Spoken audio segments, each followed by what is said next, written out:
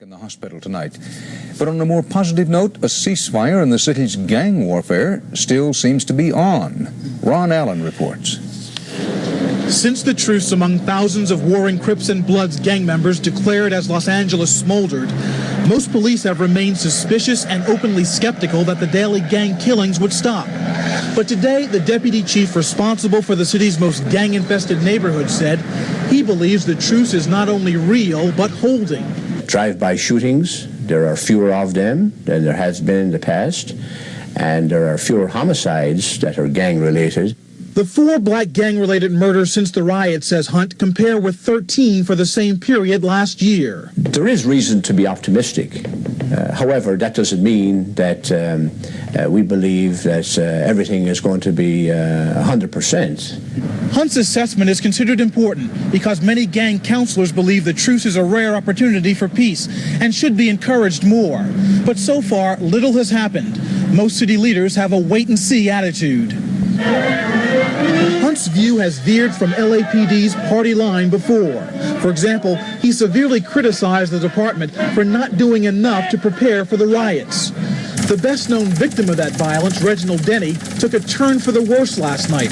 The trucker who was beaten senseless on live television is back in the hospital, suffering from a blood clot in his lung. He's been doing so well, and he's just had it's a major setback. Meanwhile, Willie Williams, who'll become police chief next month, is already here, trying to prevent anything like the riot from ever happening again. We must recognize that only through a process of cooperation and unity will the wounds and sores begin to heal. Carefully chosen words meant to calm passions in a city struggling to rebuild. Ron Allen, CBS News, Los Angeles. Gathered for a picnic celebrating their post-riot truce. In the past, the mere sight of a rival gang's colors, red for Bloods, blue for Crips, could trigger deadly violence. Police say there are more than 100,000 gang members in Los Angeles County. Political fallout from the LA riots has kept the presidential... In a related development that seems all but unbelievable at first glance, it became known today that one of the policemen acquitted in the Rodney King beating that set off the riot is now circulating a proposed book manuscript in which he relates the high he experienced after using force, and he says he became something of a legend in the department after he kicked a Latino in the groin. Bill Lagatuda now with our report on that. As he left the courthouse acquitted of the King beating, Sergeant Stacy Kuhn was not a popular man. And today, in what many see as a stunning example of poor judgment, Kuhn has gone on record about King and his life in the LAPD. And it was a way for me to vent and to let off steam. In a manuscript he hopes will become a movie, Kuhn repeatedly uses racial terms, yet claims he is not a racist. In excerpts published in the LA Times today, Kuhn refers to Rodney King as Mandingo, a slave term. He calls the man who shot the video, George Halliday, George of the Jungle, and says his fellow officers began to joke and laugh after King was finally subdued, and that they were on a high. You have to be able to rationalize this violence that you've used. And the way you do that is to dehumanize the individual. Well, I think he's an embarrassment to the LAPD and to all right-thinking people. And for a man who may be facing additional criminal charges, I don't think it's the wisest thing in the world to go around alienating large segments of the community. In his writing, Kuhn described shooting a black man once and hearing his fellow officers wonder if he'd die. Not a Negro, they then joked. They're too dumb to go into shock. Kuhn wrote that such talk is gallows humor, a way of relieving stress on a tough job. Today, some LAPD officers agreed. I know him and I've seen him in action, and I know he's not a racist. But others seemed embarrassed. If that's the way he feels, that's the way he feels. I know most of us don't talk like that. He's not speaking for me. And in South Central LA today, where warring gangs held a unity picnic, Kuhn's words seemed only to inflame tensions. Saying little sly remarks like that is nothing but proving your ignorance and proving your fear. I'm not a racist. Kuhn's comments couldn't have come at a more inappropriate time for a city wondering if it will ever be at peace with its police force, and for Kuhn, who faces charges of violating Rodney King's civil rights. In court, his words may come back to haunt him. Bill Lagatuda, CBS News, Los Angeles. Yeah, that's what happens when you get all these guys putting towels in one on my gooseneck. two more. Send one or two more. We need gotta come. Hey, Don. Yeah. Come on, man. Okay, we're gonna start. We can't start yet. We can't start. Why? Because we missing one. Bud, she coming over here. Where's that? Where's that? She. Oh, okay. She just walked across the street. She coming right near. Okay. Hold on. Give me 1 second. You wait. Thank you. Yeah.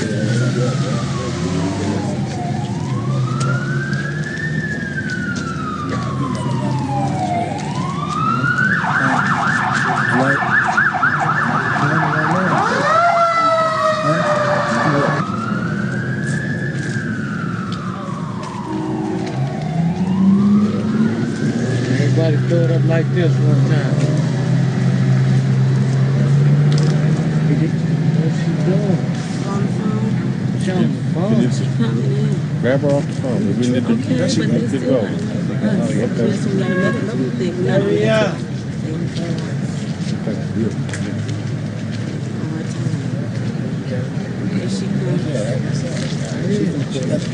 Is that it? You gotta come over here.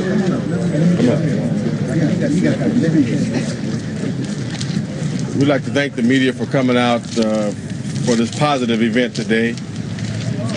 First of all, we'd like to open up in honor of our co-worker, Anna Hezakya, who was tragically murdered last night.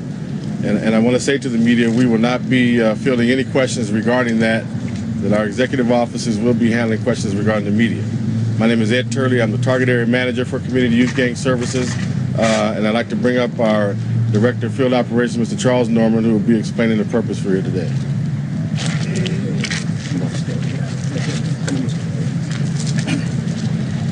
Good morning again. Thank you for coming out.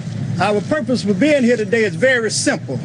We are here to, first of all, allow some young men and women from this community who we sincerely feel has made a concerted effort for peace, that they are coming together, bonding together, so that we can live peacefully in this community together. We are convinced that is true, real, and we simply want to be here as a support for them in this effort. We also want to let you know that one of the things we're going to be able to do starting today is kick off a work program to clean up their community. We will be able to employ a few of the youngsters from that community starting today. With that, I want the highlight of us being here today to take place, and that is we want to hear from the young people themselves so that they could put to rest what everybody think about this bonding, this peace agreement among young people from this community. And with that, first of all, we want to bring up Mr. Anthony Lamont Deal. Mr. Deal. How are you? My name is Anthony. My name is Anthony. How's everyone, everybody out there in the world? We just, we really on a positive tip now, you know what I'm saying? We've been doing wrong for so long, it's time to do right, And we just want everybody out there to know, you know what I'm saying, just come down, give us your support, all the brothers and sisters out there, just come down, like Sunday. Come to the park, you know what I'm saying, on 51st and Avalon, and check us out for yourself. You can see everything you want to see, you know what I'm saying? And if this, if this gonna really go somewhere, we need support from not just, a black way. We need support from all races, you know what I'm saying? Right, we want to do something, and then just give us a chance. That's all. We just want a chance. That's all. Amen.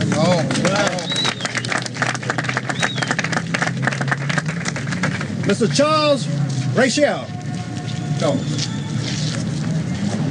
Hello, world. Everybody, homies out there. Even the homies we got incarcerated. That's looking from the inside out here. This is what's happening out here, man. We're not joking. We're not jiving. Y'all know that coming straight from the heart. Look who's standing here. Look what's been going on out here. I was like the opening saying, we, as the Bloods and the Crips, have joined together without any problems from the police, the media, and the Bloods and Crips as one. We'll be able to give back to the parks, recreation, and the rest of the community can live without, so that the community can live without fear. We would like to go to speak to schools, parks, to the whole community, businesses, and everybody to let them know, let our younger generation know that we're coming together to lead those who would have been going astray, and we're going to lead them now to the right direction. We want to have peace in the black community, not only in gangs, but the whole community. We would clean up the trash and the graffiti in the community. We prove to the media, the police, and everyone else that we are not an outcast and we are not out to do no wrong. Right. We need more education, more career training, so that we can get more blacks jobs to make a living without dealing drugs and stealing.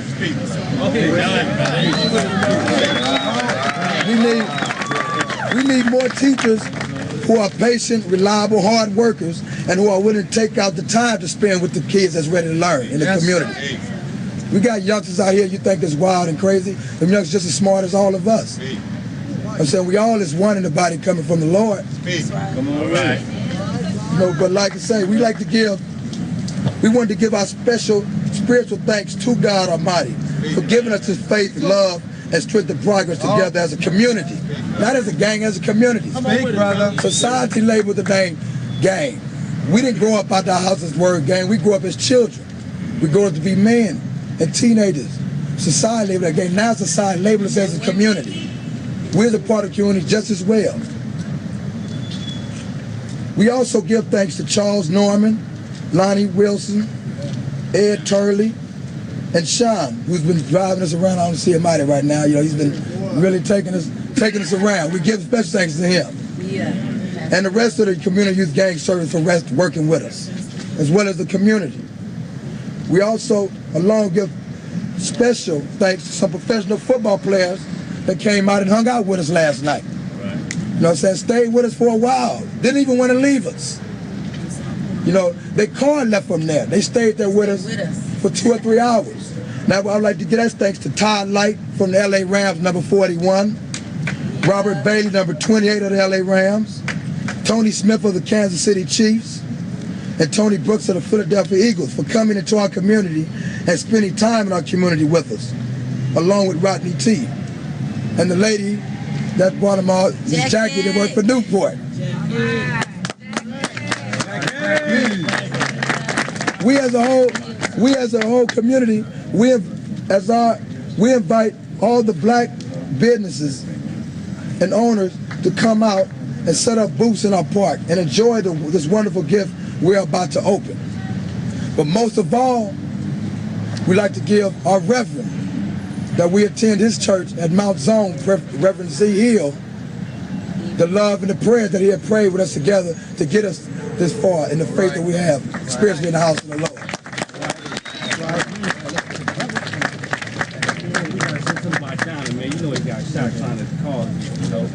You know, and we got one of our peoples that got shot trying to cause a goodness thing. You know what I'm saying? We're not tripping off of that. We still want it to good. We're not being provoked by that. But we want him to know, as he's in the hospital or wherever he's laying and looking at this here, we still got this here together. We're not changing our thoughts. And he know that. As well as we want the homies inside there to know, the system to know, we ain't forgot y'all. Yeah. Y'all gonna see packages coming. We can promise y'all that now. Only we can promise y'all got packages coming. Just be patient with us and get yourself strong up in there. That's all we ask of y'all out here. We as a community gonna work with the community to get it right. You know where it's coming from. Y'all hearts and our heart, we know what's popping.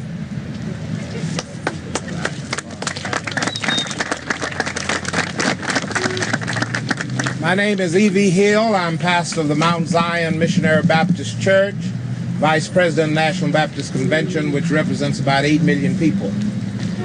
Number one, I have come here in acknowledgement that you're probably looking at some of the most organized and influential leaders of our community. Yes. They have proven that. Every one of you, even you in the media, without their assurance that you'd be all right here today, a lot of you wouldn't have been here. But they are some of the most organized, and they have our young people, they have our community, and we have to acknowledge that. Number two, I have come to say that I believe in them, and they have my support, and my support means something. And it means something in this community, it means something to our churches and our political community. And so I believe support, you know, but you know, you must remember one main thing though. At one time we was all blind, you know. now we can see, you know, and you know, and you know, a fool a wreck because he won't stop and listen, you know what I'm saying? But a wise man, you know what I'm saying, stop and just take the time of a stoplight. Time for a red light, you know what I'm saying? That's enough time, you know what I'm saying, for a brother or whoever, a sister can get their point across, you know, and let you know what's really going on, and not that, you know what I'm saying, in the media hype, you know, and this what's really going on right here in South Central. You know what I'm saying? South Central blackness all the way. And that's what I'm talking about all the time. And wait, before you end this right here, we want to speak for the females of our community. Right. We need all. See, we realize that a strong man has a strong woman behind him. Okay. And this is my homegirl Teresa. And I'm Pamela Sterling. And I would like to encourage all the females who would like to get involved to get in touch with the Community Youth Gang Services, because we do need your help. We need your help. We the only 2 females, but we want more females. You're ready to stop gang banging and get down to real life. Yeah, we gotta make our men strong for the society out here. Entertainment center, so we want to see everybody there. Black businesses, come out and set your booths up. We want y'all to set y'all booths up. Come out and set booths up so your children can come sign up for something. Show us. That's Sunday at 1 o'clock. South Park. South Park on 51st and San Pedro. Okay, let's wrap this group of gang members sent here from New York City to begin to cause some disturbance and to break this binding up. I am convinced from these young men that they are like a tree that knows that some of the leaves blow off and some of the limbs break, but they will not break. We will bend, but we will not break. We're going to ask Pastor Hill if he'll come up and dismiss us in prayer. We're after his final remarks. Who are those people and what are they doing this for? I don't know enough about it except that it has come across my desk to be aware and be informed, and we just want the media, we want law enforcement, everybody to be on the lookout if they see somebody that's coming in that might create problems. We don't need no problems. We need to be moving forward. Are you guys saying that there's not going to be any more gang shootings or violence from people going on, and that you can guarantee your credits for all that? That's right. What we're saying is that we can't guarantee anything because each man has his own individual mind. Right. But what we said, what we can say is that we're going to try to keep control of it. We was doing it for so long, we have some control in the community. Right. We already spoke on that. So you guys are the leaders there? No, it's no leaders. There's no leaders. We just representing, that's all. There's no leaders. This is a collective force. We represent all ourselves. We're about 3,000 deep. You know what I'm saying? We need for things to be done. We need for things to be done. You know what I'm saying? We're from everywhere, not from just from one set. We're from everywhere. Remember now that they are not speaking for all of Los Angeles County. They're talking about their community, their neighborhood, and that's what we're talking about. South Central. And we're hoping that we bring everybody in. But right now, this group is speaking for themselves. What is that phone number and that address again, Charles? That address is 1821 West 6th Street. That phone number is 213-778-9470. Red line. Can you give us any sense of how many people you're representing? Is this one neighborhood? It grows every day. No, it's not. It's not one neighborhood, man. It grows every day. You know what I'm saying? It started off between King Boulevard and Slauson and Alameda to Broadway to the freeway. You know what I'm saying? And we're trying to expand that. You know, but right now, that's the area we're working on. That's what we got focused on. You know what I'm saying? And that's the foundation. That's the model. That's what we're gonna start. And that's what we're gonna build from. How are you getting more gang members going in on this? We got, first of all, let's clear the spot and say we're not getting other gangs doing it. Everybody's doing this here on their own will. We're not trying to recruit nobody or nothing like that.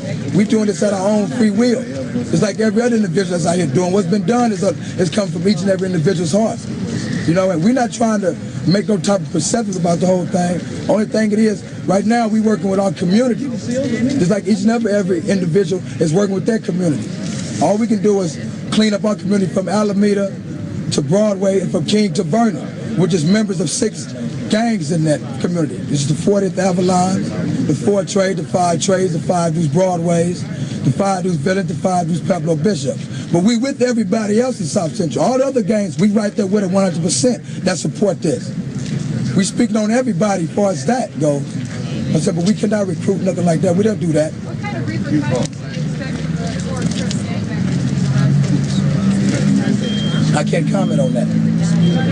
Can't comment on that. You know what I'm saying? Before, as far as the police situation go with the gang members, we try to rebuild, you know what I'm saying, and get along and talk to them, you know, and come to some type of understanding. You know, we know they have to do their job. We can't take that from them, you know, but do your job with, you know, courtesy and respect. That's all we ask. You know? Gang members. I just want to say something. I'm coming out of Compton. This is Brother Marcus Jackson out of Compton. You know what I'm saying? A lot of tricks have been brought to say that we are conspiring to, you know, shoot the police. I just want to let you know these are tricks of certain parts of the media, tricks of police, so that continual harassment can be brought forth. Can you hear me? And what I want to say, I'm out of Compton. This Crips coming together from Power Brew, from Compton getting together, Grape Street Watts, Bounty Hunters, PJs, they come together all over. But I'm going to tell you, it's going to be all type of, a lot of people don't hear this. We think instead of them guys, young guys receiving praise, they're receiving a lot of static and harassment. So like you would be saying, so like the police would be saying like, oh, this is wonderful. Man, this is wonderful. We could kick back at the donut shop longer now since we ain't got to worry about bullets flying. But I'm going to tell you, it's like a lot of them, they can't stand it. And we have experienced it. You know what I'm saying? I was coming from Bible study. It was Crips. It was Crips and Bloods at a barbecue and a Bible study. I was on my way leaving and was harassed. It's like they're not patting nobody on the back. You know what I'm saying? Even though we're not saying they should be happy that we stopped killing, but we are happy. It's like a holiday now around certain parts. It's like a holiday.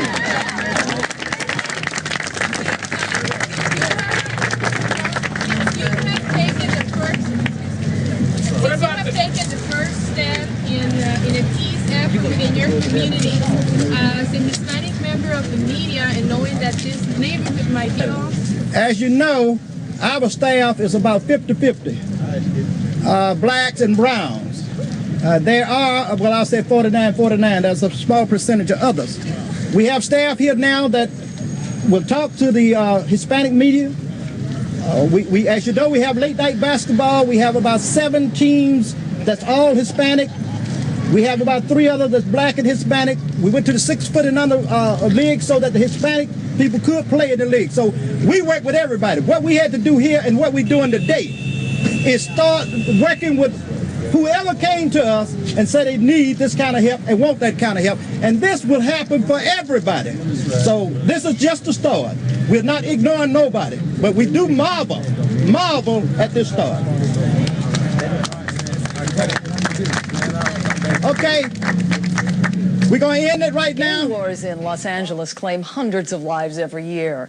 Many of the victims are innocent bystanders. But as Ron Allen reports, the Rodney King verdict may change things. There's talk of a truce in a war some thought might never end. LA's warring gangs, Bloods and Crips, some 100,000 strong, may turn their anger about the Rodney King verdict into peace. If it don't happen now, it ain't gonna never happen. The message rose through the smoke and flames, gang graffiti never seen before, a plea, a call for unity. The riots helped because we realized that we now have a common enemy. For those brothers and sisters that were into it, right, that were into the gang conflicts and couldn't see a common enemy, now do. Little Monster, a Crip leader, says he was there when the corner of Florence and Normandy erupted, a riot that he says also ignited a movement. So you come together and what do you do? I mean, what's it about? What's the goal? What's the mission? Empowering our community. That's what it's all about. Some people think it's about violence. No, it's not about violence. There's been a lot of talk about trying to get some cops. You know what? Whenever black folks get together, it's always something violent. Hundreds of young people die each year. So is this the start of a street-level movement of well-armed, well-organized gang members, or just a fragile peace rooted in rage? The King verdict laid down a revolution in the streets. Okay, the revolution is not over. The revolution won't be over until we get a reformation of the American government. Break it up, break it down, and do it right. It's a possibility no one can ignore. Ron Allen, CBS News, Los Angeles. Joining us live this morning from Los Angeles are Spud from the Bloods gang and Chop from the Crips. And behind them are Said, Chop, and Chop's friend Dave Geary. Good morning. Thank you for joining us this morning. Spud, I'm going to start with you first. Explain to us how the whole idea of this truce came about. Basically, it's just, it just started from after this incident with Rodney King. It just was a time for us to take advantage of this opportunity and just come as one and stop the senseless killing we've been doing, and just unite as one and, give some extracurricular activity to something positive, unite and do something right for once instead of negative. Let's talk about that for a moment, Chop. Do you think this is going to work? And by that, I mean, do you think you're going to get total cooperation within these individual gangs? Yeah, I think it's going to work, because everybody wanted to work. This is what they've been looking for, and now it's happening, so they better make it work.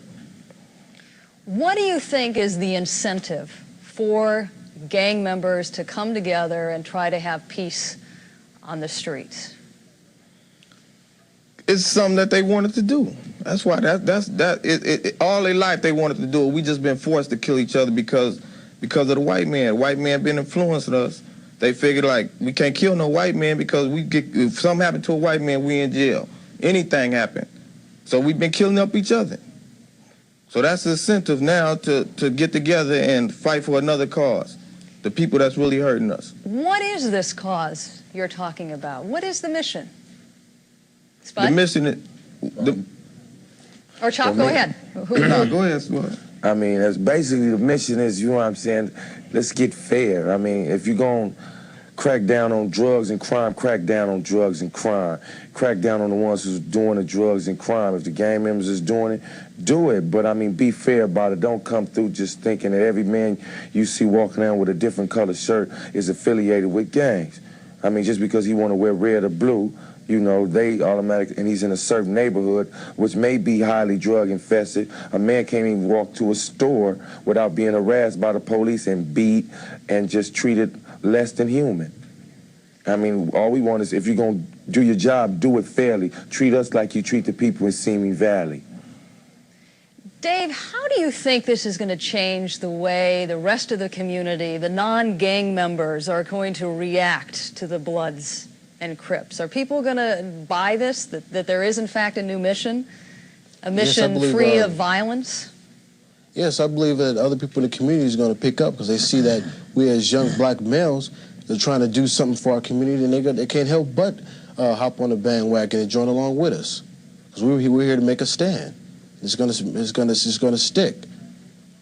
Chop, one thing a lot of people continue to be troubled by is yesterday you all were handing out pamphlets that declared an open season on the Los Angeles Police Department. Is that basically saying it's not okay to kill innocent bystanders, but it is okay to wipe out a cop?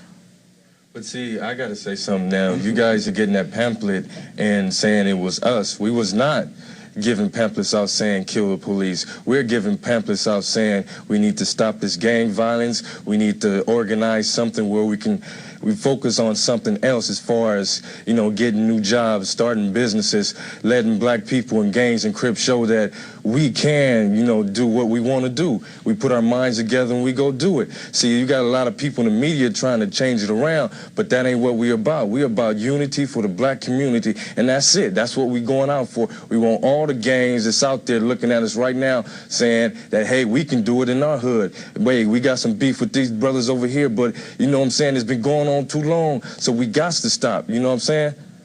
We got to start here. We got to start now, and this is the beginning. It's like, if you want to get to the top of that step, you got to start at the bottom. Chop, I just got one very quick last question. Where did that pamphlet come from? Because people have seen it and read it. Do you know? I don't know, man. I don't know what you're talking about, really. I don't know no pamphlet, and I ain't seen no pamphlet. Is it fair for the police to just kill us because I'm a Blood or he a Crip? It came from L.A.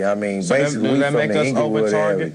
You're saying the pamphlet came from L.A. and not from England? It came over that way. We ain't promoting that. We promoting something positive for our area, our community, for all areas, you know what I'm saying, as far as L.A., Compton-wise, whatever. But we basically in Inglewood, and as far as Inglewood and the Bloods, Center Park, and Crenshaw Mafia, Watergate, Crips, whoever. We just trying to unite for something. Let's apply our efforts to something positive for once instead of negative. Well, we appreciate you're all joining us this morning. Thank you very much. Thank you.